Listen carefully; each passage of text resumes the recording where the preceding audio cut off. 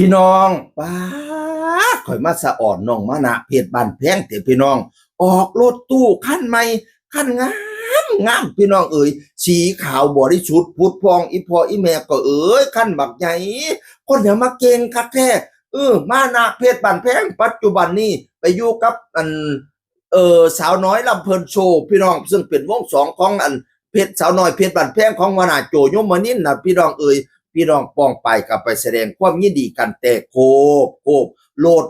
ตู้สีขาวเบาะสีส้มสวยงามพระรามเป็ดพี่น้องเอ๋ยคุณน่ะเขาว่าอ่อนซ้อนคักแท้เบิ่งเลขทะเบียนบ่พี่น้องเลขทะเบียนอย่างมันพอใหญ่อึ้งเบิ่งคักๆด้วย1283นำแม่พี่น้องนำแม่ น้องหักแพงวรัญญาพรก็มาอวยพรมาแสดงความยินดีกับอ้ายไอ้มะนะเป็นไอดอลพระวานานะเป็นหมอลำคู่ขวัญนะลำเพลินคู่ขวัญในยุคปัจจุบันนะมานะเพชรบ้านเพลงกับฮักเพลงวรัญญาพรพี่น้องเอ๋ยโอ้ยลูกปันว่าพ่อลูกอ่อนเนาะ ลูกตุ๊กตาเพื่อนนั่นแหมขึ้นรถโอ้ยตาหักตาแพงตาแง้งตาเบิงพี่น้องเอ๋ยหัวหน้าวัดศิวดลก็มาแสดงความยินดีพร้อมดีใจกับลูกชายพนาวานานะหักตั้งแต่ตอนที่เขามาเดี๋ยวนี้ก็หักคือเก่าตั้งแต่กี่ก็อยู่สาวน้อยเพชรบ้านแพงน้ำกันบัดนี้เขามาอยู่สาวน้อยลำเพิ่นโซ่น้ำกันพี่น้องเอ๋ยพอวัดมาแสดงความยินดี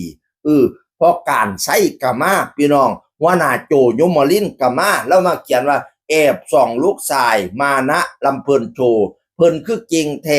สุดๆเลยลูกคิดดีทำดีมิแต่ปังไปหน้าขอให้เป็นพาหนะผู้ใจเดินทางไปใดมาใดปลอดภัยทุกเส้นทางเด้อว่าฉันว่านั่นน่ะโอ้ยอ่อนซ่อนให้พระเอกนัดสุรศักดิ์กับมาทายน้ำพี่น้องหลายผู้หลายคนเล่ามาแห้งอีหลีพระเอกมานานไปแสดงทั้งไหนว่าสันมาไล่แดงจึงจริงพี่น้องเอ่ยFCหล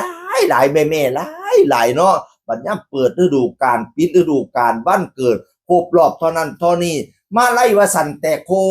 บนอกจากนั้นวันธรรมดาก็มาตลอดกลุ่มปิดกลุ่มเปิดมาตลอดคนอย่างมาปังมาเฮงมาดังคักเทศ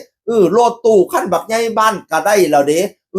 เลี้ยงจับเสียมามพอพี่น้องป้องไปแจกใจเป็นตาในอุ้ยอ่อนซ่อนได้รถตู้ขั้นไม่ก็ค่อยไปค่อยมาเด้อกำแพงอีพอค่อย